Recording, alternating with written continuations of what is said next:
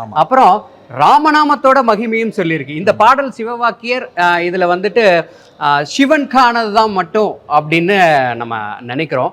ஆனா அதுல ராமரை பத்தியும் சொல்லியிருக்காரு இல்லையா? ஆமா. அதை பத்தி கொஞ்சம் சொல்லுங்க.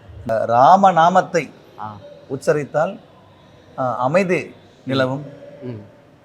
ஞானம் பிறக்கும். ம்.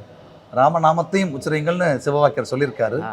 நானும் டீட்டெயிலாக படித்தேன் அது. ஆ. ஸோ ராமரை பற்றியும் வந்து சிவவாக்கியர் சொல்லியிருக்காரு. ம். 2 இடத்துல சொல்லியிருக்காரு. ஆ. இதே பாடலில் ஆ. 2 இடத்துல முக்கியமான இடத்துல சொல்லியிருக்காரு. ம். அந்த வகையில் அவர் ராமரை தான் சொல்கிறாரு. அதை அப்படியே பாடி காமிச்சிருங்களேன் அந்த ராம வரிகளை.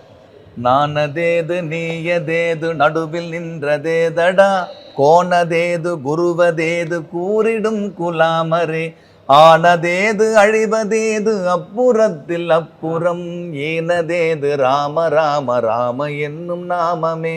ஓம் நமச்சிவாய ஓம் ஓம் நமச்சிவாய ஓம் நமச்சிவாய ஓம் ஓம் நமச்சிவாய ஓம் நமச்சிவாய ஓம் ஓம் நமச்சிவாய ஓம் நமச்சிவாய ஓம் ஓம் நமச்சிவாய.